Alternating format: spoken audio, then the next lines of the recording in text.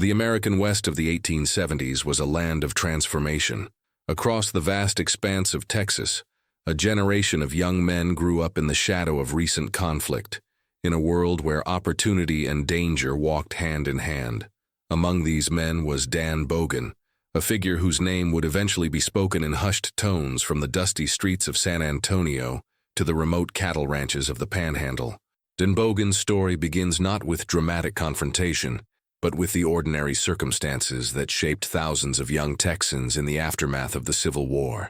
Born into a period of economic hardship and social restructuring, Bogan would grow from an unknown ranch hand into one of the most talked-about figures of his era. His journey reflects not just one man's choices, but the broader story of the American frontier itself, a place where traditional rules struggled to take hold and where individual skill could elevate a person beyond their origins. This chapter explores the formative years of Dan Bogan, examining the historical context that produced him, the skills that defined him, and the early decisions that set him on a path toward legend. To understand Bogan, we must first understand the Texas that created him.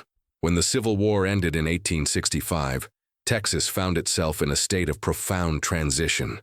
The conflict had disrupted established economic systems, displaced populations, and left many communities struggling to rebuild. Unlike the devastated battlefields of Virginia or Georgia, Texas had been largely spared direct military engagement, but the economic and social impacts were nonetheless significant. The state's population included former Confederate soldiers returning to find their farms neglected or their economic prospects diminished. Many of these men, ranging from teenagers to veterans in their 30s, needed to find new ways to make a living. The infrastructure that had existed before the war, modest as it was, required rebuilding and expansion. During the war years, cattle in Texas had multiplied with minimal human intervention. Longhorn cattle, a hardy breed descended from Spanish stock, had roamed freely across the grasslands, reproducing in vast numbers. By some estimates, there were between 3 and 6 million unbranded cattle ranging across the Texas plains by the late 1860s. These animals represented potential wealth, but only if they could be brought to market. The challenge was geography. Texas cattle were worth approximately $3 to $4 per head locally, but in the northern cities, Chicago, Kansas City, St. Louis, the same animal could fetch 10 times that amount. The question was how to bridge that distance of over 1,000 miles across territories with minimal infrastructure. The solution came in the form of organized cattle drives, large-scale operations that moved herds numbering in the thousands from Texas ranches to railheads in Kansas and beyond. These drives became one of the defining features of the post-war American West, creating both economic opportunity and a unique occupational culture. The Chisholm Trail, established in the late 1860s, became the most famous of these routes. Stretching from South Texas to Abilene, Kansas, it channeled millions of cattle northward over the course of 2 decades. Other trails, the Goodnight-Loving Trail heading toward New Mexico and Colorado, the Western Trail to Dodge City, the Shawnee Trail to Missouri, created a network of livestock highways across the frontier. These drives required workers, and the occupation of the cowboy emerged to fill that need. Contrary to later romanticized depictions, cowboy work was demanding, often monotonous, and modestly compensated. A typical cowboy earned between $25 and $40 per month during a drive that might last 3 to 4 months. The work involved long days in the saddle, managing unpredictable animals across unpredictable terrain, enduring weather extremes, and accepting significant personal risk. Yet for young men with limited alternatives, cowboy work offered certain advantages. It required no formal education or capital investment beyond basic riding skills. It provided steady employment during the drive season. Perhaps most significantly, it offered a degree of independence and mobility that appealed to those who found settled agricultural life constraining or who had no land to settle. A cattle drive typically consisted of a trail boss who managed the operation, a cook who maintained the chuck wagon and prepared meals, and 8 to 12 cowboys responsible for managing a herd that might number between 1,000 and 3,000 head of cattle.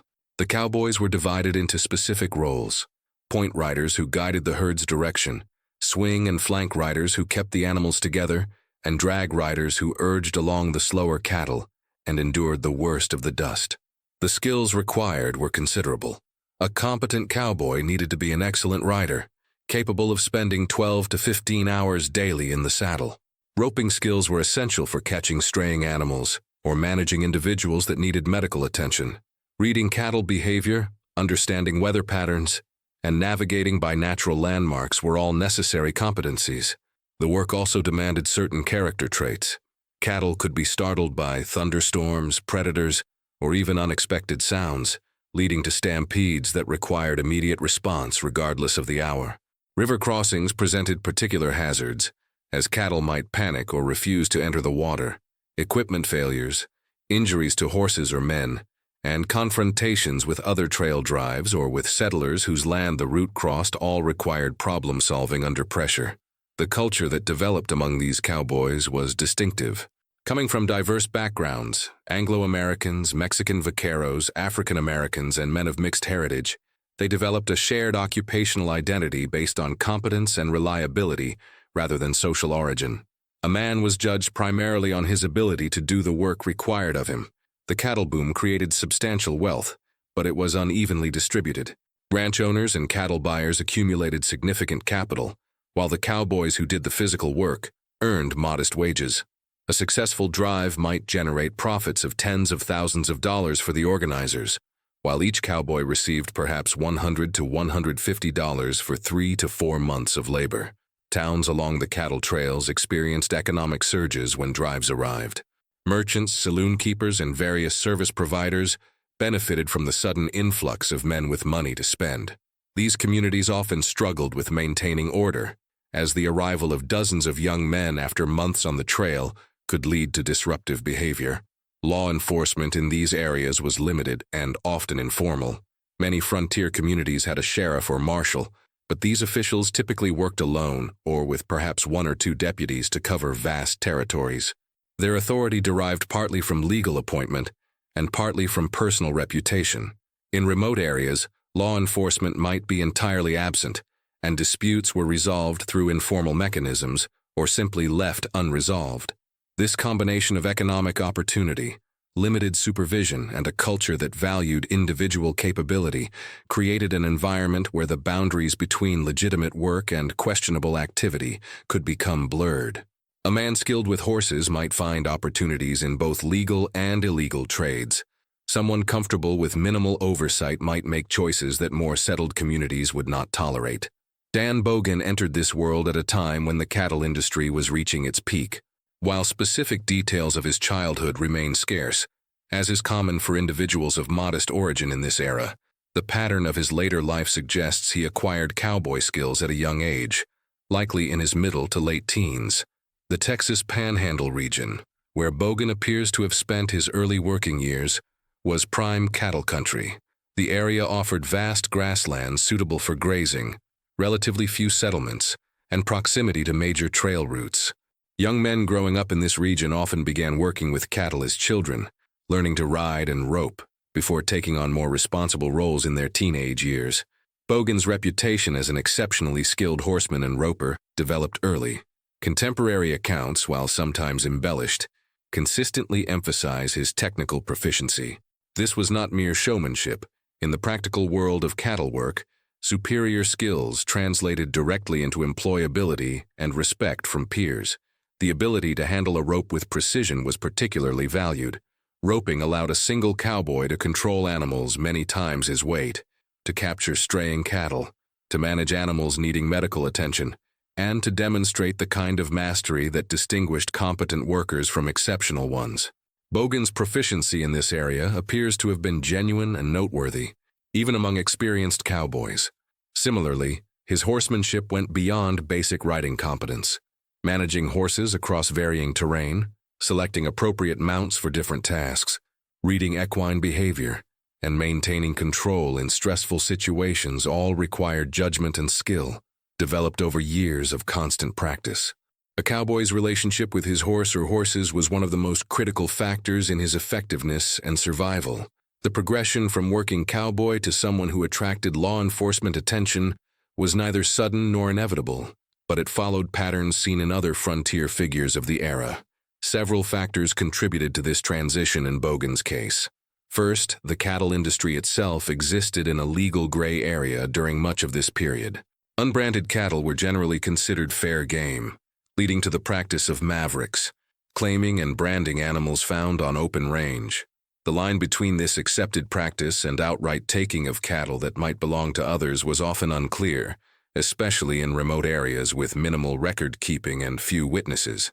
Second, the skills that made someone an excellent cowboy were the same skills useful for activities that law enforcement might question.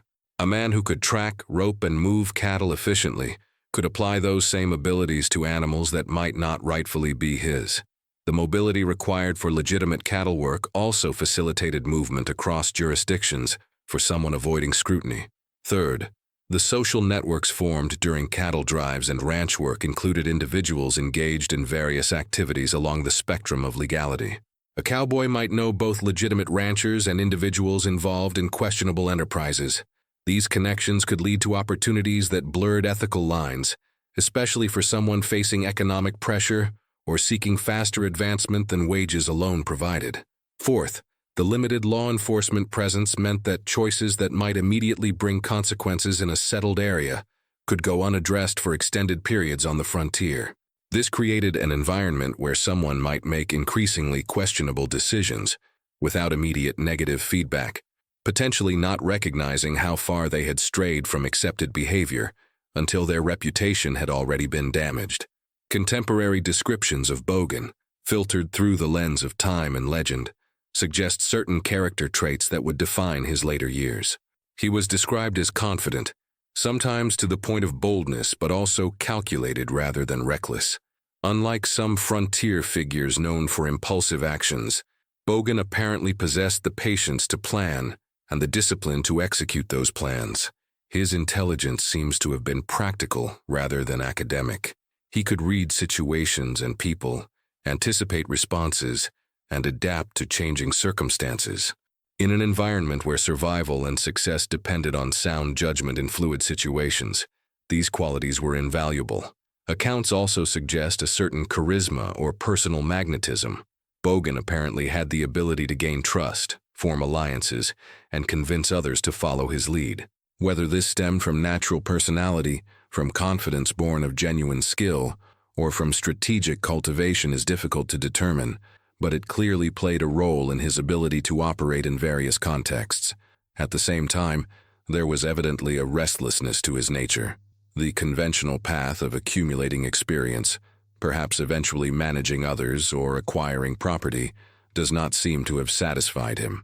Whether this reflected ambition, a desire for excitement, dissatisfaction with the limited opportunities available through legitimate work, or some combination of these factors, it led him toward choices that would bring both notoriety and trouble. To understand how Bogan's story unfolded, we must recognize the peculiar state of law enforcement during this era. The territories through which cattle drives passed and where Bogan operated were in transition between frontier conditions and more organized settlement. Sheriffs and marshals had legal authority over specific jurisdictions, typically a county for sheriffs, a federal district for marshals, but their practical ability to enforce that authority was limited by geography, resources, and communication challenges. A sheriff in one Texas county had no authority in the next county, and coordination between jurisdictions was minimal and slow. The pursuit of someone who moved regularly across these boundaries presented enormous challenges. Information traveled slowly, typically at the speed of the mail system or telegraph where available. By the time one jurisdiction learned of an incident and communicated with another, a mobile individual could be hundreds of miles away. Moreover, law enforcement officials had to balance their pursuit of suspects against other responsibilities and limited budgets.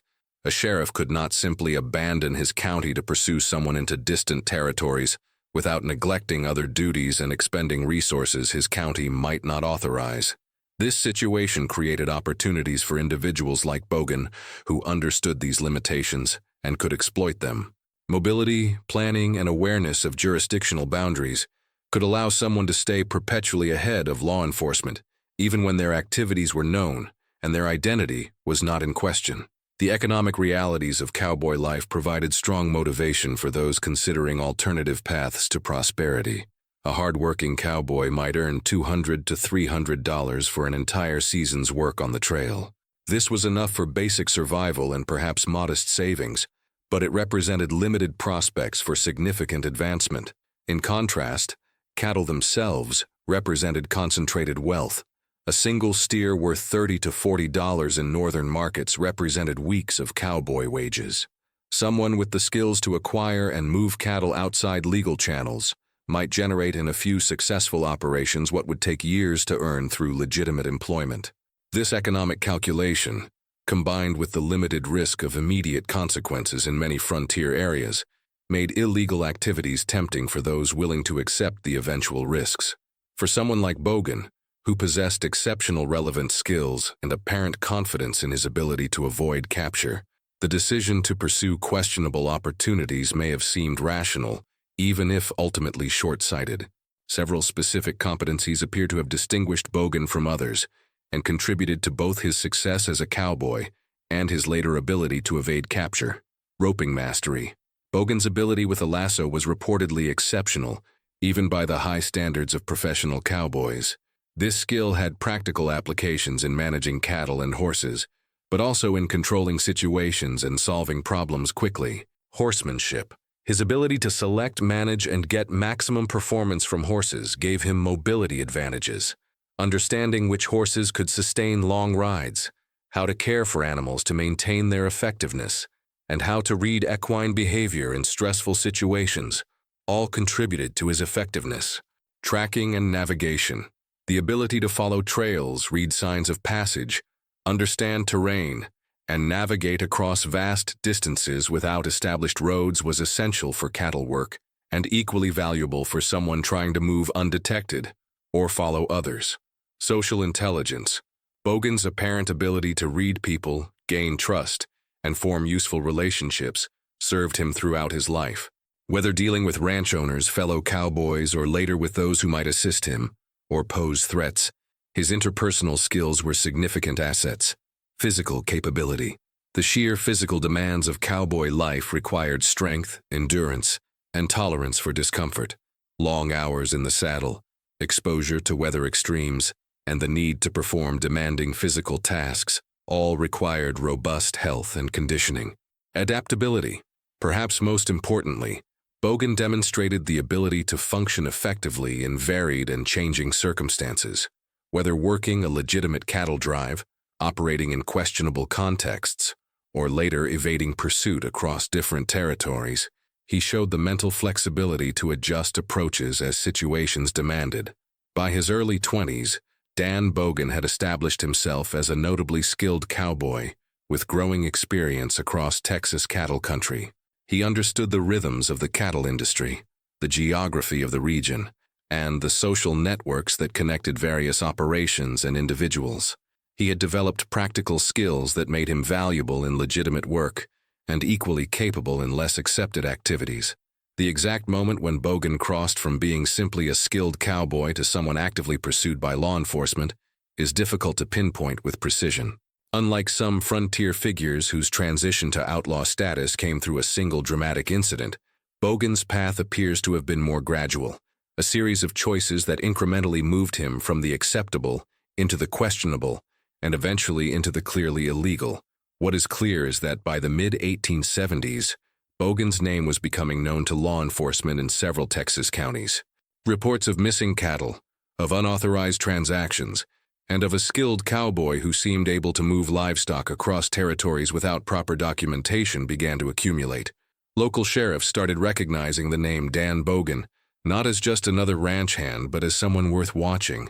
The very skills that made him excellent at legitimate cattle work made him formidable in activities that law enforcement wanted to prevent. His mobility, his understanding of cattle and horses, his knowledge of the landscape, and his ability to form useful relationships all served him regardless of whether his current endeavor was legal or not. At the same time, the limitations of frontier law enforcement provided opportunities that more settled regions would not have offered.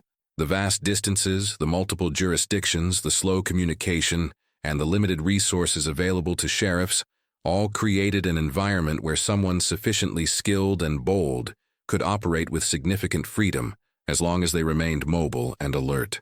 Bogan appears to have recognized these realities and made his choices accordingly.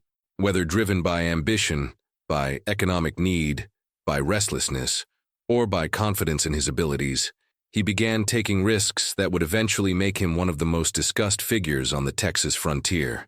The stage was set for escalation. As Bogan's activities attracted more attention, law enforcement responses would intensify.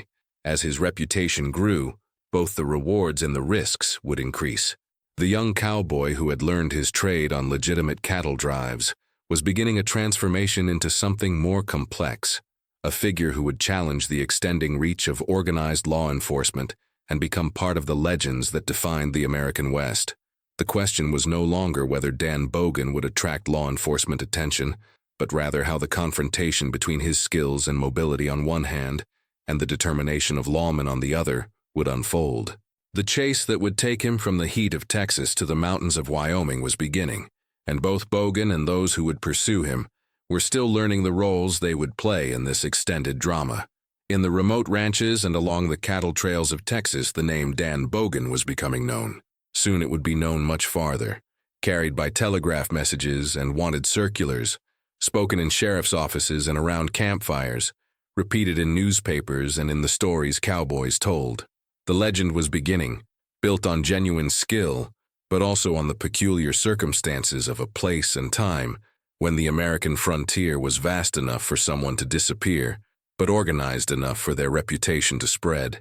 Chapter 2 would explore what happened when that reputation, and the law enforcement attention it brought, forced Bogan to test whether his skills could match his confidence, and whether the vast American West was truly large enough for someone to stay always beyond the reach of determined lawmen. By the mid-1870s, Dan Bogan's name had begun appearing in official correspondence across multiple Texas counties. What started as isolated reports of questionable cattle transactions had evolved into a pattern that law enforcement could no longer ignore. The skilled cowboy who had once worked legitimate cattle drives was now the subject of telegrams, wanted notices, and coordination efforts among sheriffs who rarely had reason to communicate. This chapter examines the escalating pursuit of Dan Bogan during the peak years of his notoriety, roughly from the mid-1870s through the early 1880s. It explores the structure and limitations of frontier law enforcement, the tactics Bogan employed to remain free, and the determined efforts of various lawmen and bounty hunters to bring him to justice.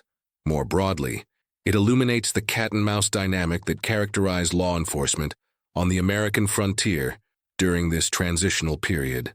The pursuit of Dan Bogan was not a single chase, but rather a series of near captures, strategic retreats, and calculated moves across a landscape where the advantages shifted between pursuer and pursued, depending on circumstances. Understanding this extended contest requires examining both the capabilities and constraints of those on each side. Law enforcement in the American West during the 1870s and 1880s operated through a patchwork of overlapping and sometimes competing jurisdictions. Understanding this system is essential to comprehending both the challenges lawmen faced and the opportunities individuals like Bogan exploited. At the county level, sheriffs served as the primary law enforcement officials, typically elected to 2- or 4-year terms. Sheriffs were responsible for maintaining order within their county boundaries, serving legal papers, managing jails, and pursuing suspects. The position required both political skills to win election and practical capabilities to perform the job's demands. Most counties, especially in frontier regions, provided their sheriffs with minimal resources. A typical county might authorize salaries for the sheriff and perhaps 1 or 2 deputies, along with modest budgets for equipment and expenses. The sheriff often had to supplement official resources with personal funds or creative solutions. If pursuing a suspect required traveling beyond the county boundaries, the sheriff needed either cooperation from officials in other jurisdictions or authorization from county commissioners to expend funds outside their territory, authorization that was frequently denied. At the federal level, United States Marshals held authority across broader territories. Appointed by the President and confirmed by the Senate, Marshals oversaw federal judicial districts that might encompass multiple counties or even entire territories. They were responsible for enforcing federal laws, protecting federal officials and property, and serving federal court processes. Marshals had broader geographic authority than sheriffs but faced their own resource limitations. A single marshal might be responsible for a district covering thousands of square miles, with only a handful of deputy marshals to assist. Federal law enforcement was primarily concerned with crimes against federal interests, mail robbery, crimes on federal land, interstate offenses, rather than local matters like cattle disputes or property crimes within state boundaries. In Texas specifically, the state also maintained the Texas Rangers, a quasi-military law enforcement organization with authority throughout the state. The Rangers had been reorganized after the Civil War, and by the 1870s operated as an effective force for pursuing criminals across county lines. However, their numbers were limited, typically a few dozen to perhaps 100 Rangers covering the entire state, and they focused on the most serious cases or situations beyond local sheriff's capabilities. One of the most significant limitations facing law enforcement was the speed and reliability of communication. In the 1870s, several communication methods existed, each with distinct advantages and drawbacks. The telegraph system, rapidly expanding across the West during this period, allowed near-instantaneous communication between locations connected by wire. By the mid-1870s, most county seats and significant towns in Texas had telegraph access. This represented a revolutionary improvement over previous communication methods and significantly aided law enforcement coordination. However, telegraph communication had limitations. It required both locations to have telegraph offices and operators, which smaller settlements and rural areas lacked. Messages had to be relatively brief due to transmission costs. Perhaps most significantly, telegraph lines followed specific routes, typically along railroad corridors or between major population centers, leaving vast areas without access. Mail service provided more comprehensive geographic coverage, but operated at much slower speeds. A letter sent from one Texas county seat to another might take several days to a week to arrive, depending on distances and mail route schedules. For information traveling longer distances or to more remote locations, delivery times extended to weeks. Personal messengers on horseback represented the fastest method for reaching locations without telegraph access, but this approach had obvious limitations in terms of speed, cost, and reliability. A rider might cover 40 to 60 miles in a day under good conditions, meaning communication between distant points still required multiple days. These communication constraints meant that information about a suspect's activities or location reached law enforcement with significant delays. By the time a sheriff in one county learned that a wanted individual had been spotted in his jurisdiction, that person might be long gone. Coordination between multiple jurisdictions attempting to track a mobile suspect was enormously challenging. To address some communication challenges, law enforcement agencies produced and distributed wanted notices, printed documents describing suspects, their alleged offenses, and any rewards offered for their capture. These circulars were sent to sheriff's offices, posted in public places, and sometimes published in newspapers. Wanted notices varied in quality and detail. Some included physical descriptions of the suspect, information about known associates, descriptions of horses or equipment the person might have, and details of their alleged crimes. Others were more rudimentary, offering only a name and general description. The effectiveness of these notices depended on several factors. In an era before photography was common in law enforcement contexts, descriptions relied on verbal accounts of height, build, hair color, distinguishing features, and similar details. Many suspects fit general descriptions that could apply to numerous individuals, making positive identification difficult. Moreover, distribution was limited. A wanted circular might be sent to sheriffs in surrounding counties or throughout a state, but comprehensive regional or national distribution was rare, except in the most serious cases.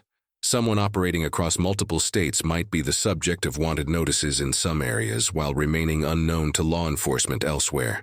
Rewards offered for capture or information varied widely. Local authorities might offer modest sums, $25 to $100, from limited county budgets. More serious cases might attract larger rewards, sometimes funded by victims or interested parties, rather than government entities.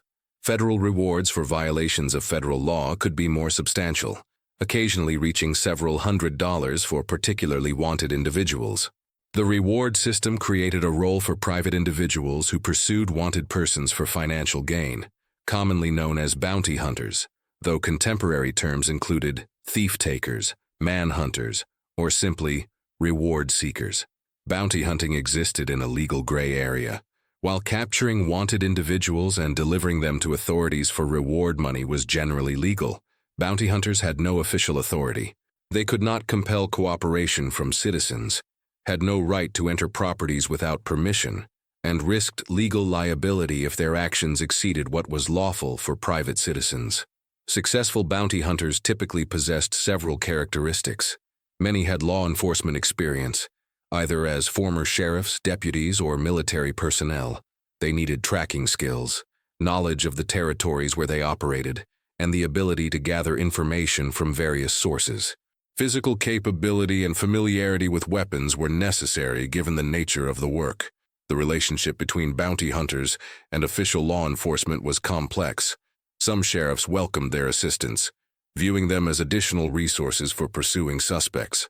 Others regarded them with suspicion, seeing them as motivated purely by profit rather than justice, potentially complicating situations or interfering with official investigations. Bounty hunters faced significant challenges and risks. They invested their own resources, time, equipment, travel expenses, in pursuit of rewards they might never collect. If they captured the wrong person, they received nothing and might face legal consequences. The work involved substantial personal risk, with no guarantee of success or compensation. Despite these challenges, bounty hunting attracted individuals throughout the frontier period. For some, it represented an opportunity to use relevant skills in pursuit of potentially lucrative rewards. For others, particularly former lawmen, it allowed continuation of work they knew without the political aspects of elected positions or the constraints of specific jurisdictions. The division of the American West into states, territories, and counties created complex jurisdictional situations that both aided and hindered law enforcement. State boundaries represented significant legal barriers. A sheriff's authority ended at his state's border. Pursuing a suspect into another state required cooperation from law enforcement in that state, or obtaining specific legal authorization such as extradition warrants, a process that could take weeks or months and required convincing another state's officials that the case merited their attention. Even within a single state, county boundaries posed challenges. A sheriff could pursue a suspect into another county in hot pursuit, immediate chase following a crime, but had no authority to conduct investigations or make arrests there without the local sheriff's cooperation. This meant that crossing a county line often provided temporary safety for someone being pursued, at least until the pursuing sheriff could communicate with his counterpart in the next jurisdiction. Territories presented additional complications. Areas that had not yet achieved statehood operated under territorial governments with different legal structures. Authority relationships between federal marshals, territorial officials, and local law enforcement could be ambiguous or contested. These jurisdictional divisions created opportunities for strategic use of geography. Someone knowledgeable about boundary locations could time their movements to cross jurisdictional lines when pursuit was imminent, forcing lawmen to slow down and coordinate with other agencies. Operating in border regions allowed quick movement between jurisdictions, complicating any single agency's efforts to maintain surveillance or build cases. Beyond jurisdictional and communication challenges, law enforcement faced practical logistical limitations in pursuing mobile suspects across frontier territories. Horses represented the primary means of transportation, and their capabilities and needs shaped pursuit dynamics. A horse could travel approximately 30 to 40 miles in a day with a rider, while maintaining condition for ongoing travel. Pushing beyond this risked exhausting the animal, potentially leaving the rider stranded, or requiring rest periods that allowed suspects to increase their lead. Someone being pursued, however, might have advantages in this equation. If they had planned their route and arranged for fresh horses at intervals, they could maintain speed while their pursuers' mounts tired. If they traveled light while lawmen carried equipment and supplies, they moved faster. If they knew the terrain while pursuers did not, they avoided delays and found more efficient routes. Supplies represented another consideration.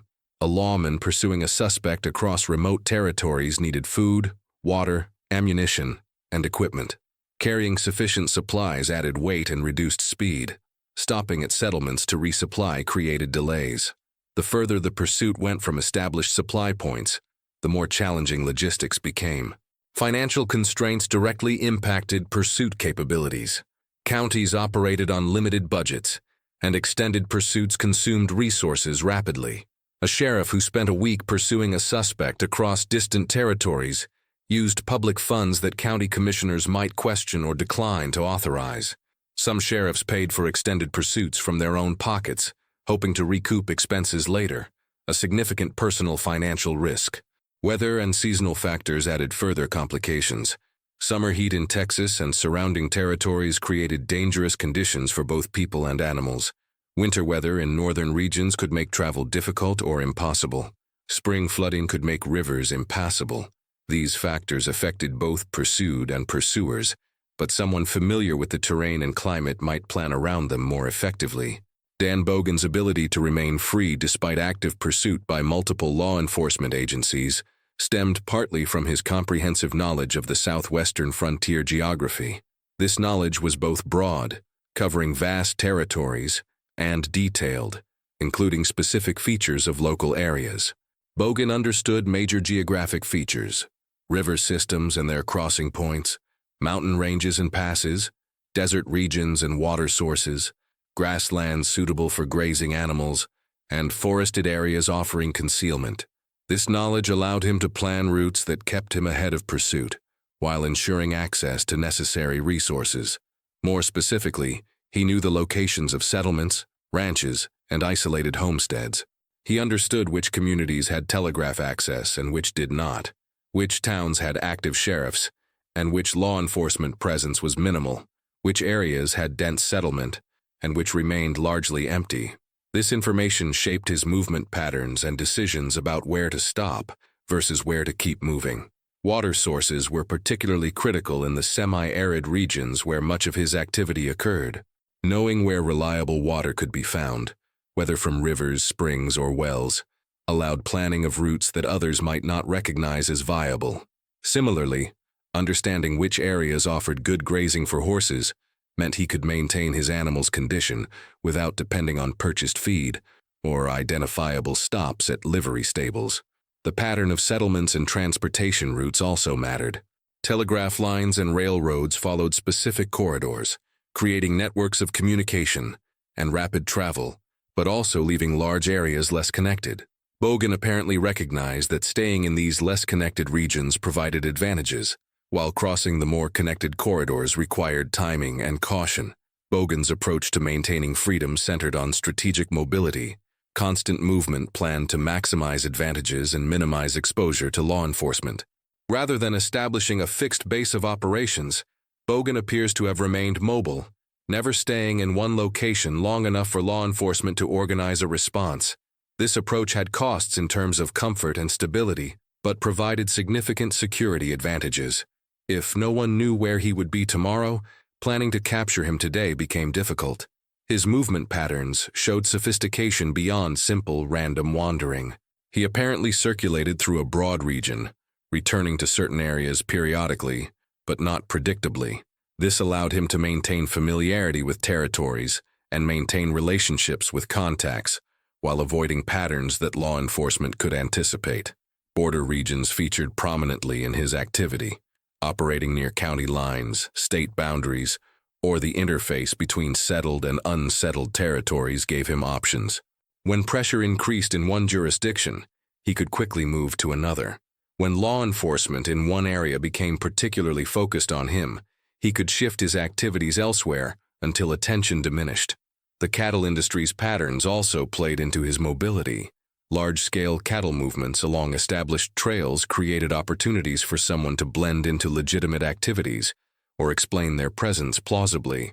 The seasonal nature of cattle drives meant that certain routes and areas saw heavy traffic at predictable times, traffic that someone moving with purpose could use as cover. Bogan's success also depended on a network of relationships throughout his operating region. These connections provided information, assistance, and resources that solitary operation could not sustain. Some associates were individuals engaged in similar questionable activities. The frontier had numerous people operating outside strict legal boundaries. Individuals involved in unauthorized cattle operations, those facilitating movement of stolen animals to markets, people who asked few questions about the origin of livestock they purchased. These informal networks provided ways to convert cattle into cash, obtain supplies, and learn about law enforcement activities. Other connections were with people engaged in legitimate activities who nonetheless provided assistance, whether from sympathy, friendship, financial interest, or fear. A rancher might allow someone to change horses at his property without asking too many questions. A small-town merchant might sell supplies without reporting the transaction. A telegraph operator might mention that messages about a particular person had recently been transmitted. Some evidence suggests Bogan maintained cordial relationships with working cowboys, former trail companions, and others in the cattle industry. These individuals moved across the territories in the course of their legitimate work and could provide information about law enforcement activities, movements of potential targets, and conditions in various areas. Whether these people deliberately assisted Bogan or simply shared information without fully understanding its use is often unclear, but the intelligence network he appears to have accessed was considerable. Family connections, though less documented in Bogan's case, often played roles for frontier outlaws. Relatives might provide temporary shelter, hold messages, or offer assistance that others would not risk. Even if family members disapproved of someone's activities, bonds of kinship often proved stronger than civic duty when tested. While comprehensive documentation of every pursuit attempt is unavailable, patterns emerge from the incidents that were recorded. One notable near capture occurred in the Palo Duro Canyon region of the Texas Panhandle.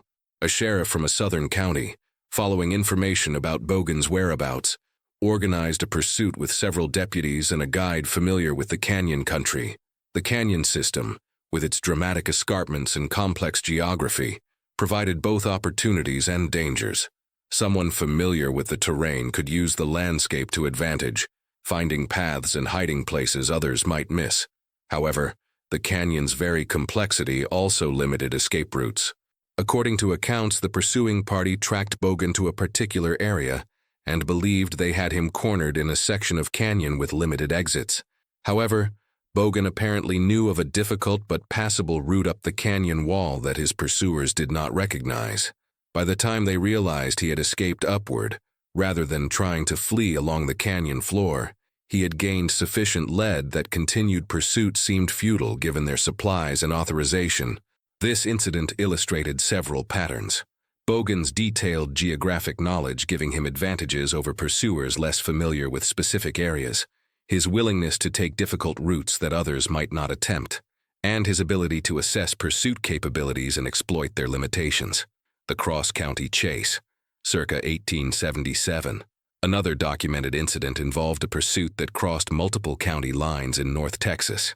A sheriff who had been tracking Bogan for months received information that he was at a particular ranch. The sheriff organized a small posse and approached, only to find that Bogan had departed hours earlier. Rather than giving up, this sheriff decided to continue pursuit, following tracks and making inquiries at various ranches and settlements. The chase extended across 3 counties over approximately 5 days. At several points, the pursuing party was apparently only hours behind Bogan. However, the jurisdictional complications became apparent. As the pursuit moved into the 2nd county, the sheriff had to coordinate with local authorities. By the 3rd county, questions arose about the authorization for the continued expenditure of time and resources. The sheriffs in the counties being crossed had their own responsibilities and could not indefinitely assist with another county's case. Eventually, the pursuit was abandoned, partly due to jurisdictional complications and partly due to resource exhaustion.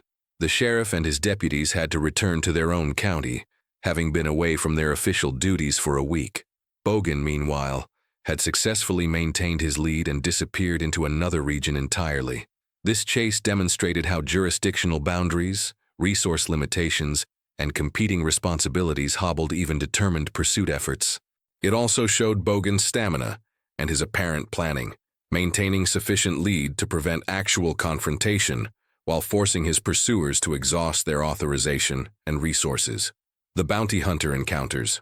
Several bounty hunters attempted to locate and capture Bogan, motivated by rewards that had accumulated as multiple counties and potentially private parties offered compensation for his capture. One documented case involved a bounty hunter with experience tracking criminals across frontier territories. This individual spent several weeks following Bogan's trail, gathering information from various sources and apparently getting close on several occasions. According to later accounts, the bounty hunter actually encountered Bogan at a remote water source, both having stopped to let their horses drink. Recognition was mutual. What followed was reportedly a conversation rather than a confrontation, a discussion between two men who understood each other's positions and capabilities. The bounty hunter apparently concluded that attempting to forcibly take Bogan into custody at that moment, alone and far from any support, carried too much risk. Bogan, for his part, had no particular reason to create trouble if he could simply ride away. They reportedly parted with a degree of professional respect, each continuing on his way. This incident, if accurately reported, illustrates the pragmatic calculations that often characterized frontier encounters. Theoretical authority or determination might matter less than practical assessment of immediate circumstances. The bounty hunter chose not to risk a confrontation he might not survive or win. Bogan chose not to create a situation that would intensify pursuit beyond its already significant level. Beyond mobility and geographic knowledge, Bogan apparently employed information management as a defensive tool. This involved both controlling what information about him circulated and actively introducing false information to misdirect pursuit. By maintaining multiple names or using different names in different contexts, he complicated efforts to track his movements. Reports might describe a capable cowboy by various names, and lawmen had to determine which reports referred to the same individual. This created confusion and slowed investigation. Spreading rumors about his location or intentions could draw law enforcement attention to areas where he was not, buying time in regions where he was actually operating. If word circulated that he had been seen heading toward one area, law enforcement might focus there, while he moved through another region entirely. Conversely, maintaining a low profile when necessary served his interests. In areas where his name was particularly well known, he could avoid attention by behaving as just another cowboy moving through, nothing to distinguish him from the dozens of other men in similar circumstances. The very ubiquity of cowboys in frontier Texas and surrounding territories provided a degree of anonymity when he chose not to draw attention. One of Bogan's most significant advantages appears to have been his ability to learn from close calls and adapt his tactics. Unlike some outlaws who repeated the same patterns until caught, Bogan apparently modified his approach based on experience. After particular pursuit incidents, he seems to have adjusted his operating areas, changed routes, or modified tactics. If a specific type of approach by law enforcement nearly succeeded, he took measures to prevent that approach from working again. This adaptive learning kept law enforcement from developing fully effective counter-strategies. He also apparently stayed informed about changes in law enforcement capabilities and organization. As telegraph networks expanded, as coordination between jurisdictions improved, as new sheriffs took office or new rangers were assigned to regions, he adjusted his assessment of risks and opportunities accordingly. This learning extended to understanding individual lawmen. Different sheriffs had different levels of determination, resources, and capabilities. Learning which lawmen were most persistent and which were more easily discouraged allowed Bogan to calibrate his responses. Against a particularly determined sheriff, extra caution made sense. Against less committed pursuers, he might take greater risks. By the late 1870s, the pursuit of Dan Bogan had become a matter of professional pride for multiple law enforcement officials. What began as routine investigation of cattle irregularities had evolved into a notable case that consumed significant attention and resources. For the lawmen involved, Bogan represented both a challenge and a frustration. His continued freedom despite active pursuit reflected poorly on law enforcement capabilities. Each near miss and close call that ended with Bogan escaping further burnished his reputation while suggesting that frontier justice had clear limitations. The very fact that one man could evade coordinated efforts by multiple agencies across multiple years raised questions about the effectiveness of the law enforcement system. Sheriffs who made capturing Bogan a priority faced practical obstacles: limited budgets, competing responsibilities, jurisdictional boundaries, communication delays, and the sheer geographic scope of their operating environment. Yet some persisted, driven by determination to prove that law enforcement could function effectively even in frontier conditions. The pursuit became, in some sense, a test case for whether organized law enforcement could adapt to the challenges of the transitional West. For bounty hunters, Bogan represented an opportunity complicated by risk. The rewards offered for his capture were significant by frontier standards, but actually accomplishing that capture proved consistently difficult. Some bounty hunters invested considerable time and resources in pursuit without success. Others concluded that the likelihood of success did not justify the investment required. For Dan Bogan himself, the constant pursuit created a lifestyle of perpetual vigilance and mobility. Whatever freedom his choices brought came with the cost of never being able to settle, always needing to watch for pursuit, and living with the knowledge that one mistake might end his independence. The skills and determination that kept him free required constant application. The dynamic between Bogan and his pursuers illustrated broader realities of frontier law enforcement during this transitional period. The American West was becoming more organized, with better communication, more developed infrastructure, and more systematic law enforcement. Yet vast spaces remained where traditional advantages of the frontier, mobility, geographic knowledge, limited institutional presence, still mattered significantly. Bogan's continued success demonstrated that in the late 1870s, the balance still favored a sufficiently skilled and determined individual against even organized pursuit. However, the trend was clear. Law enforcement capabilities were improving, coordination was strengthening, and the territories that offered refuge were gradually shrinking as settlement expanded and infrastructure developed. The question was whether these trends would reach critical mass before Bogan's luck or capabilities ran out. Multiple sheriffs had come close to capturing him. Bounty hunters had picked up his trail on various occasions. The network of information about his activities was expanding. Each incident, even those where he successfully escaped, added to the knowledge law enforcement accumulated about his patterns, capabilities, and likely responses. At the same time, Bogan continued demonstrating formidable abilities to stay ahead of pursuit. His geographic knowledge, his network of contacts, his adaptive tactics, and his willingness to maintain a mobile lifestyle all served him well. As long as the frontier retained its vast spaces and limited institutional control, someone with his skills could potentially remain free indefinitely. The contest between Dan Bogan and frontier law enforcement was reaching a critical phase. The late 1870s and early 1880s would test whether the improving capabilities of organized law enforcement could overcome the traditional advantages of mobility and geographic knowledge, or whether the frontier still offered sufficient space for someone to remain beyond the law's reach indefinitely. This question would become more urgent as Bogan's activities and the pursuit of him expanded geographically.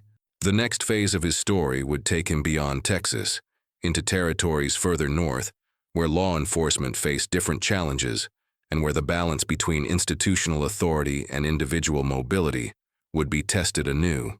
The chase that began in the South Texas plains was about to extend across the entire breadth of the frontier West. By the early 1880s, the landscape of the American West was transforming rapidly. The open range that had defined the cattle industry for 2 decades was beginning to fragment. Railroads pushed into previously remote territories. Telegraph lines connected distant communities, and settlement expanded into regions that had recently been frontier. For someone like Dan Bogan, whose freedom depended on exploiting the vastness and limited organization of frontier territories, these changes represented both challenges and opportunities. This chapter examines Bogan's northward migration from his familiar Texas operating grounds through the territories of Indian Territory, present-day Oklahoma, Kansas, Colorado, and ultimately into Wyoming and Montana. This geographic expansion was not simply flight from pursuit, but rather a calculated adaptation to changing circumstances. As southern territories became more organized and law enforcement more coordinated, northern regions still offered the frontier conditions that Bogan's tactics required. The journey northward also reflected broader patterns of the era. Many individuals whose activities brought them into conflict with law enforcement moved ahead of settlement and organization, seeking areas where institutional control remained limited. Understanding Bogan's northern migration requires examining both his individual choices and the larger historical context of the frontier's final decades. The American frontier of the 1880s was defined by rapid and uneven development. While some regions had achieved substantial organization and settlement, others remained relatively undeveloped. This patchwork created corridors of opportunity for those seeking to avoid organized law enforcement. Kansas, having achieved statehood in 1861, had substantial settlement in its eastern portions, but retained frontier characteristics in its western regions. The cattle drives that had brought millions of Texas Longhorns through Kansas in the 1860s and 1870s had largely shifted westward by the early 1880s, but the state still hosted significant cattle operations and the infrastructure that supported them. Colorado had become a state in 1876 and was experiencing rapid growth driven by mining, cattle ranching, and agriculture. The eastern plains remained largely open range, while the mountain regions hosted mining communities that attracted diverse populations. The combination of remote areas and transient populations created environments where someone could operate with relative anonymity. Wyoming and Montana remained territories during most of the 1880s. Wyoming achieved statehood in 1890, Montana in 1889. These territories featured vast open spaces, limited population density, and law enforcement structures still developing. The cattle industry had expanded dramatically into these regions during the late 1870s and early 1880s, creating both economic opportunities and social complexity. Indian Territory, occupying much of present-day Oklahoma, represented a unique jurisdiction. Officially reserved for Native American tribes relocated from eastern regions, it had its own complex legal structure involving tribal governments, federal authorities, and limited state-level jurisdiction. This jurisdictional complexity made it both attractive as a refuge for those avoiding law enforcement and hazardous due to its uncertain legal environment. The expansion of railroad networks during the 1870s and 1880s fundamentally altered the geography of the West. Rails provided rapid transportation for goods and people, connected previously isolated communities to national markets and communication networks, and created new settlements along their routes. For the cattle industry, railroads transformed operations. Rather than driving cattle hundreds of miles to distant railheads, ranchers could ship from locations much closer to their operations. This efficiency benefit reduced the role of long-distance cattle drives and changed employment patterns for cowboys. For law enforcement, railroads provided unprecedented mobility. A sheriff could board a train and travel in a day what would have taken a week on horseback. Prisoners could be transported quickly. Communication via telegraph, which followed rail lines, allowed rapid information exchange. These advantages significantly enhanced law enforcement capabilities in areas served by rail. However, railroads also created opportunities for those avoiding law enforcement. The same rapid transportation that aided lawmen could facilitate quick escapes. Someone who understood train schedules and routes could plan movements that exploited these networks. Rail yards and train towns, with their transient populations and 24-hour activity, provided places to blend in or disappear. The railroad network remained incomplete, however. Vast territories between rail lines still required traditional overland travel.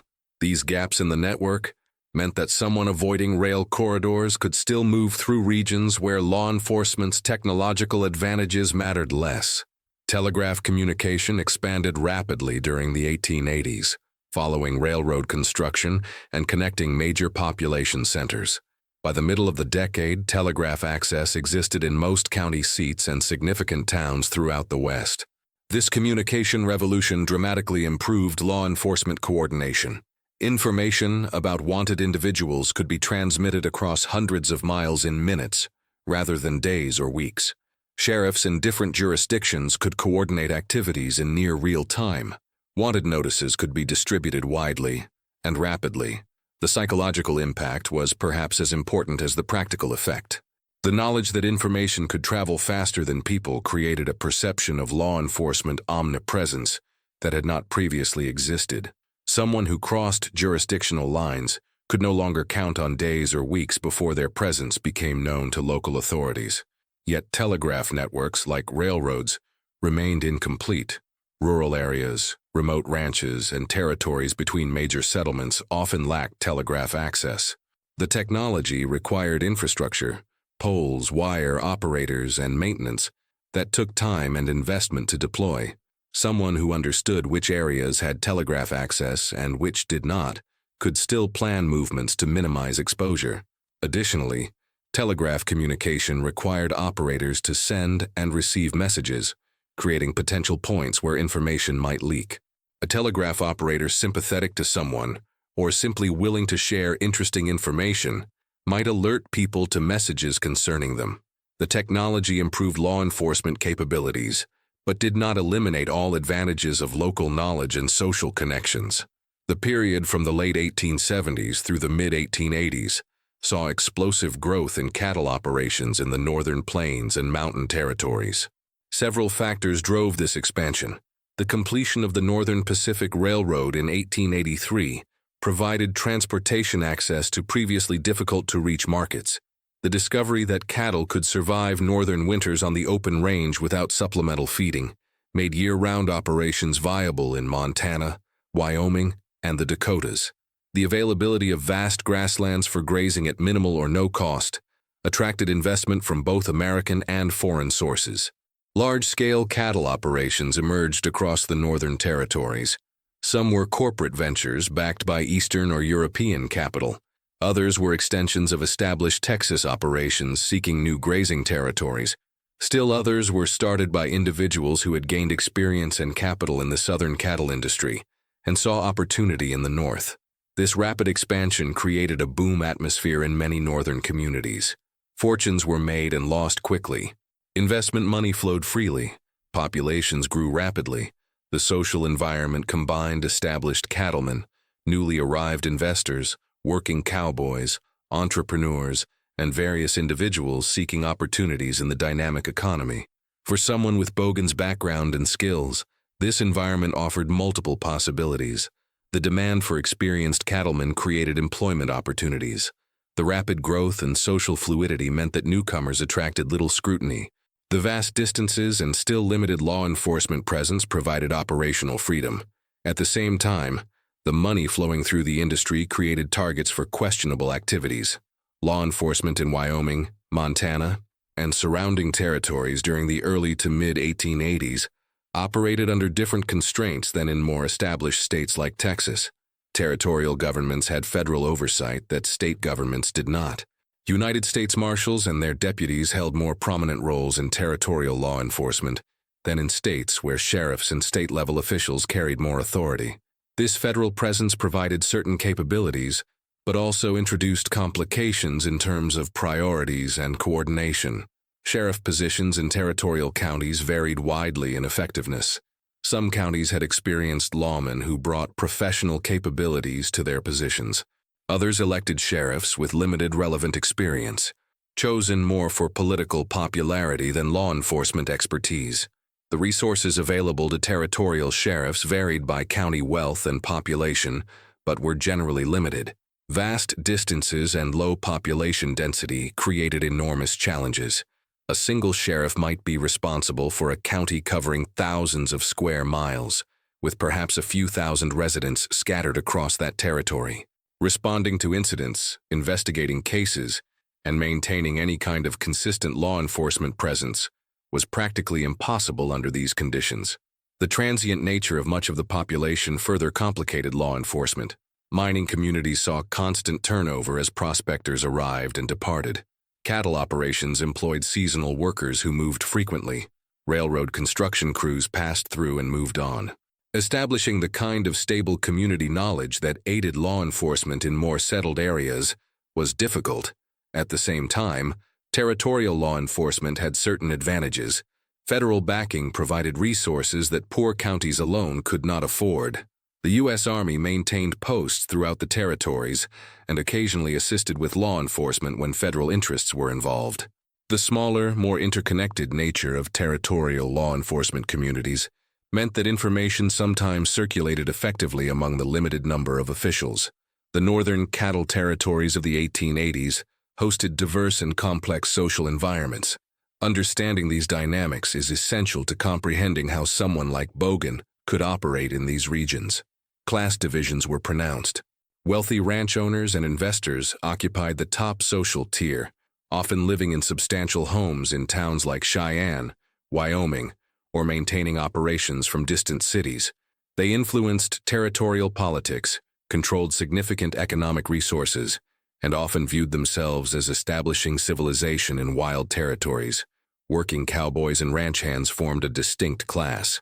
These men did the actual labor of cattle operations, riding range, managing herds, breaking horses, repairing equipment, and enduring the physical demands of outdoor work in all weather conditions. They earned modest wages, lived in bunkhouses or line camps, and had limited economic security or advancement prospects. Between and around these groups existed merchants, saloon keepers, blacksmiths, freighters, and various other occupational groups. Small ranchers operated on much smaller scales than the large corporate outfits, often struggling to compete or simply survive. Homesteaders arriving under various federal land programs attempted to establish farms on lands that cattlemen considered grazing territory. Tensions existed within and between these groups. Large cattlemen resented homesteaders fencing lands they had previously used freely. Cowboys sometimes felt exploited by wealthy owners who profited from their labor. Competition for resources, water, grazing land, markets, created conflicts. These tensions occasionally erupted into disputes that law enforcement struggled to resolve given limited resources and competing constituencies. This social complexity created environments where someone with the right skills and approach could find opportunities. Cowboys moved frequently between operations, making newcomers unremarkable. The tensions between different groups meant that someone at odds with one faction might find support from another. The limited law enforcement presence meant that communities often handled matters informally, rather than involving distant or ineffective officials. Dan Bogan's decision to expand his operations northward during the early 1880s reflected several calculated considerations rather than simple flight from Texas law enforcement. First, Texas was becoming increasingly organized. Telegraph networks covered most settled areas. Railroads provided rapid transportation. Sheriffs and rangers had accumulated years of experience pursuing him specifically. His identity, appearance, and methods were well known to law enforcement throughout his traditional operating region. Continuing to work primarily in Texas meant operating in an environment increasingly unfavorable to his tactics. Second, the northern territories offered frontier conditions similar to what Texas had provided a decade earlier. Law enforcement was still developing, communication networks were incomplete, vast distances separated communities, and social environments were fluid enough that newcomers attracted minimal scrutiny. These conditions matched Bogan's operational requirements much better than the increasingly organized South. Third, the northern cattle boom created genuine opportunities. Someone with extensive cattle experience could find legitimate employment easily. The rapid growth and general prosperity meant money was available. The distances involved in northern operations, moving cattle across Montana or Wyoming, were similar to the long drives from Texas but with different, potentially less monitored market connections. Fourth, diversifying his geographic presence reduced risk. Operating only in one region made him predictable and allowed law enforcement to focus their efforts. Establishing presence in northern territories meant that lawmen in Texas might not know his current location, while lawmen in Wyoming or Montana might not yet have extensive information about him. This geographic arbitrage provided security advantages. Finally, the jurisdictional complexities between Texas, Indian Territory, Kansas, Colorado, Wyoming, and Montana created opportunities to exploit communication delays and coordination challenges. Moving between territories with different law enforcement structures, states versus territories, different federal judicial districts, varying local priorities, multiplied the difficulties facing those attempting to track him. Bogan's movement northward was not a single journey, but rather a gradual expansion of operations over several years during the early 1880s. Several routes and methods appear to have characterized his migration. The traditional cattle trails heading north from Texas provided natural corridors. The Western Trail to Dodge City and beyond had been established during the previous decade. Following these routes allowed blending with legitimate cattle traffic, accessing established water sources and river crossings, and moving through territories where cowboys were common sights. However, Bogan also appears to have used less traveled routes, particularly when moving between rather than with cattle operations. Crossing through the panhandles of Texas and Oklahoma, moving through eastern Colorado, and traversing the open plains of Kansas on paths away from major trails provided alternatives when avoiding attention seemed prudent. The method of travel varied by circumstance. Sometimes he apparently moved with legitimate cattle operations, working as a hired hand on drives heading north. This provided both cover for his movement and legitimate income. Other times he traveled independently or with small groups, moving quickly when circumstances required speed. Timing mattered significantly. Moving during the primary cattle season, spring and summer, meant his presence seemed normal and unremarkable. Moving during winter required different approaches, but also meant fewer people were traveling, reducing chances of recognition by law enforcement or bounty hunters who might be watching primary routes during busy seasons. His choice of horses reflected practical considerations. Keeping multiple horses or knowing where he could obtain fresh mounts allowed maintaining pace over long distances. The ability to change horses regularly meant he could outpace pursuers whose mounts tired. Knowledge of where horses could be obtained through purchase, trade, or other means was critical to maintaining mobility. Upon reaching northern territories, Bogan needed to establish the same kind of operational capability he had developed in Texas: knowledge of geography, network of contacts, understanding of local law enforcement, and means of generating income or acquiring resources. Employment with legitimate cattle operations appears to have been part of his approach. Several large ranches in Wyoming and Montana employed dozens of cowboys, and the industry's rapid expansion meant experienced hands were in demand. Someone with Bogan's demonstrated skills would have had no trouble finding work. Such employment provided cover, income, and opportunities to learn the territory and make contacts. The social environment of cattle camps and small settlements facilitated network building. Cowboys from various backgrounds worked together, shared information, and developed relationships based on shared experiences. Bogan's skills and personality apparently allowed him to form connections that served both legitimate and questionable purposes. Learning the geography of northern territories required time and attention. The landscape differed significantly from Texas. Mountains replaced plains in many areas. Winters were much harsher. Vegetation and water sources followed different patterns. Bogan needed to learn which areas were heavily traveled versus isolated, where law enforcement presence was significant versus minimal, and which routes connected various communities and regions. Understanding local law enforcement personalities and capabilities was equally important. Which sheriffs were particularly capable or determined? Which communities had effective marshals? Where were federal enforcement priorities focused? What were communication capabilities between different jurisdictions? Gathering this intelligence required observation, conversation, and careful attention to local situations.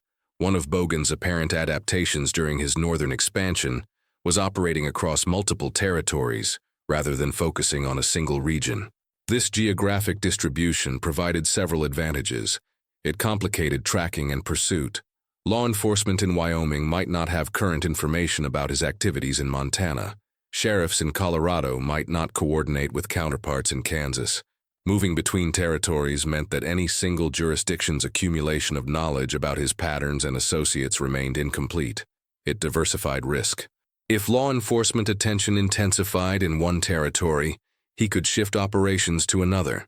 If a particular operation encountered problems in one area, he maintained capabilities elsewhere. This redundancy provided resilience against the disruptions that might end the activities of someone operating in only one location. It allowed exploiting different opportunities. The cattle markets, ranching operations, and economic conditions varied between territories. What might be difficult in Montana could be easier in Wyoming, and vice versa. Maintaining presence in multiple areas allowed choosing where and when to undertake particular activities. However, this multi-territory approach also increased complexity. Maintaining knowledge of multiple regions, managing contacts in different areas, and tracking law enforcement developments across vast distances required substantial attention and organizational capability. It also increased travel requirements, with attendant costs in time, resources, and exposure to potential recognition. Bogan's encounters with law enforcement in northern territories followed patterns similar to those established in Texas, but with certain differences reflecting the distinct conditions. Initial encounters generally came when authorities in northern territories received information from Texas or other southern jurisdictions about Bogan's background and activities. Wanted circulars from Texas sheriffs would arrive at territorial marshals' offices or county sheriff's offices, alerting them to watch for him. However, the information flow was imperfect. Not all wanted notices reached all jurisdictions. Those that did arrive might lack detail or current descriptions. Sheriffs focused on immediate local concerns might not prioritize pursuing someone wanted primarily in distant states for offenses that did not directly affect their jurisdictions. When northern lawmen did attempt to locate or apprehend Bogan, they faced challenges similar to their Texas counterparts, but often with fewer resources and less extensive networks. A Wyoming county sheriff might have less access to information networks than a well-established Texas sheriff.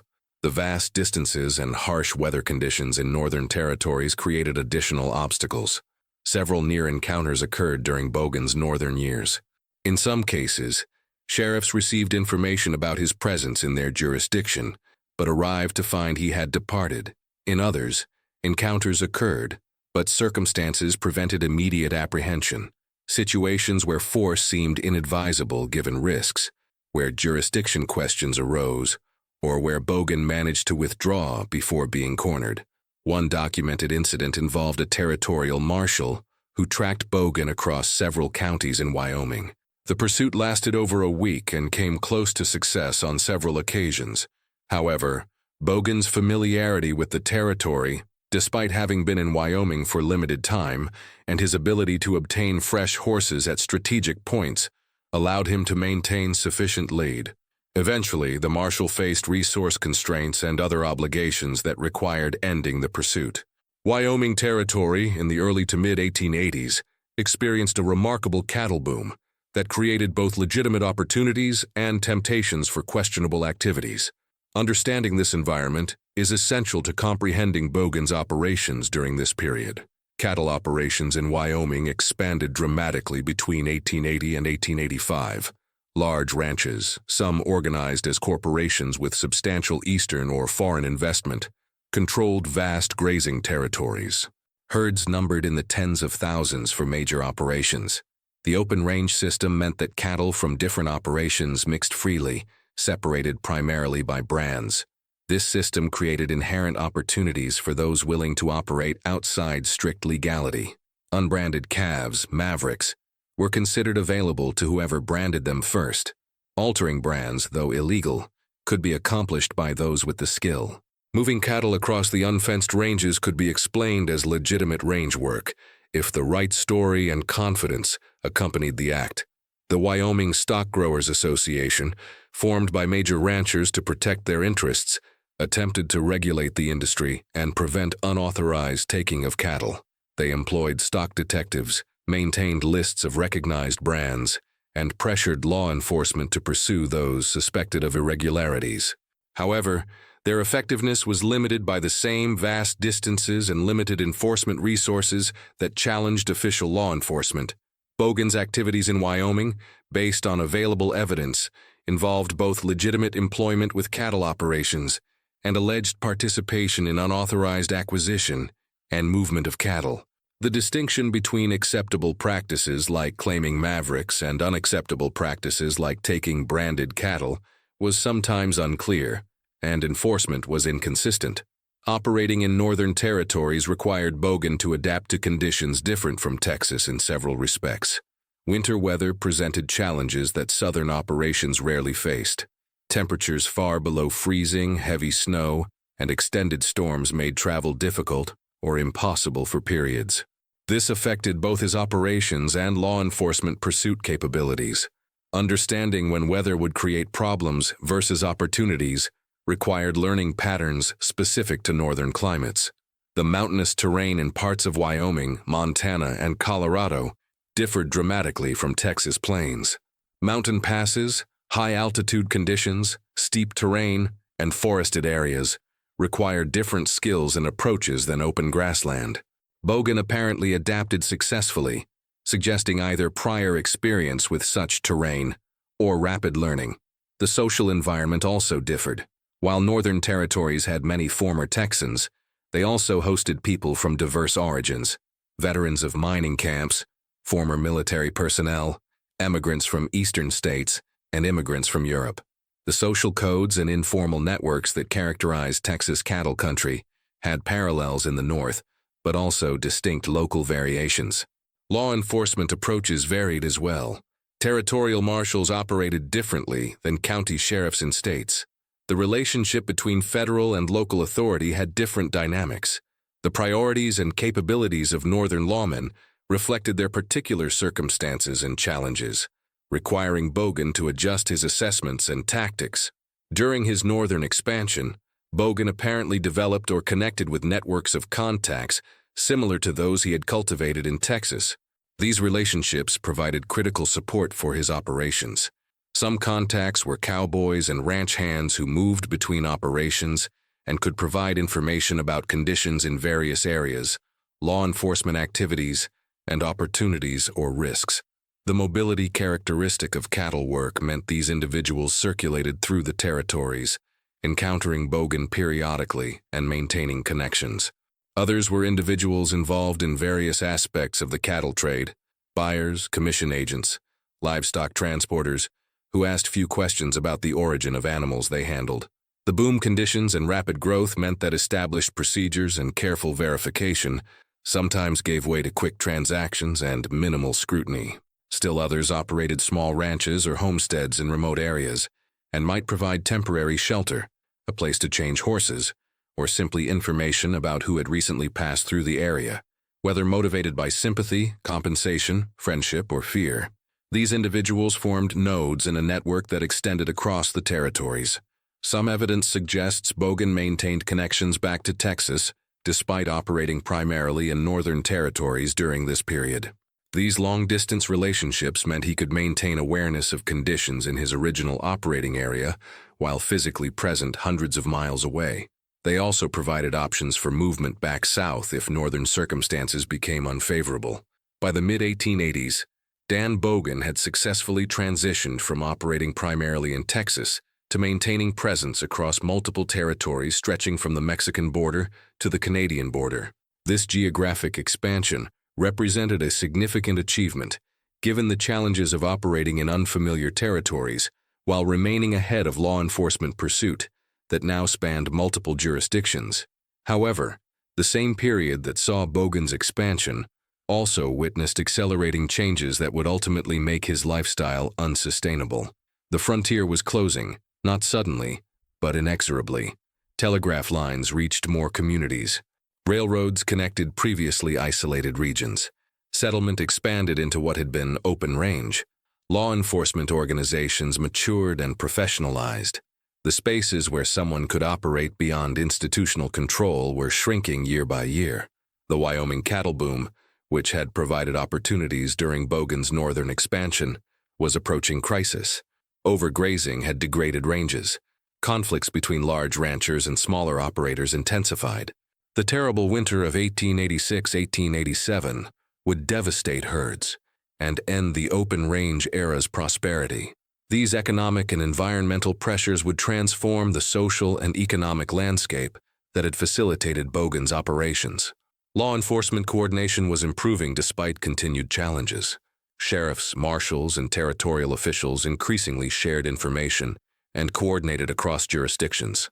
The accumulation of knowledge about Bogan, his methods, his associates, his likely patterns, meant that even in new territories, Lawman had frameworks for understanding and potentially anticipating his actions. Bogan himself was aging. The physical demands of constant mobility, The stress of perpetual vigilance and the accumulating years of hard living took their toll. While still capable, he was no longer the young cowboy who had started down this path a decade earlier. Energy, stamina, and perhaps judgment were not what they once had been. The question facing Bogan as the 1880s progressed was whether he could continue indefinitely adapting to an ever more organized West, or whether the combination of aging, environmental changes, and institutional development would eventually catch up with him. The same intelligence and adaptability that had served him throughout his career now faced what might be their ultimate test. His reputation had achieved legendary status in certain circles. Among cowboys, he was a figure of fascination, someone who had lived by his own rules for years despite determined opposition. Among lawmen, he represented both frustration and a challenge that engaged professional pride. In newspapers and popular conversation, his name appeared with increasing frequency, contributing to a mythology that mingled fact with speculation and embellishment. But legends, while they might endure, do not necessarily protect the people who inspire them. The question was not whether Dan Bogan's story would be remembered. By this point, that seemed assured, but rather how it would end. Would he successfully navigate the closing frontier and find some resolution that allowed him to disappear into obscurity or respectability? Would law enforcement finally achieve the capture they had pursued for so long? Or would circumstances beyond law enforcement's control bring an end to his remarkable run? The next chapter would address these questions, examining the final phase of Bogan's story as the 1880s gave way to the 1890s and the American frontier entered its conclusive years. The choices he faced, the options available to him, and the ultimate resolution of his decade-plus journey would reflect not just his individual fate, but broader truths about the American West's transformation from frontier to settled society. The Northern Territories had provided refuge and opportunity for several years, but the trajectory was clear. The spaces were closing. The time was coming when even the most skilled and determined individuals would find no more room to maneuver. Dan Bogan's northern migration had extended his freedom significantly, but it had not, could not, stop the fundamental changes remaking the West. The question was what he would do, and what would happen to him when the geography finally ran out. By the late 1880s, the American frontier was closing. The vast open spaces that had sheltered Dan Bogan for over a decade were disappearing beneath railroads, telegraph lines, and organized settlements. The legendary cowboy who had eluded every lawman now faced an inescapable truth. The West that had made his lifestyle possible was vanishing. The terrible winter of 1886-1887 devastated cattle herds across the northern plains, ending the open range boom. Bogan's world was transforming. Fences divided former open range.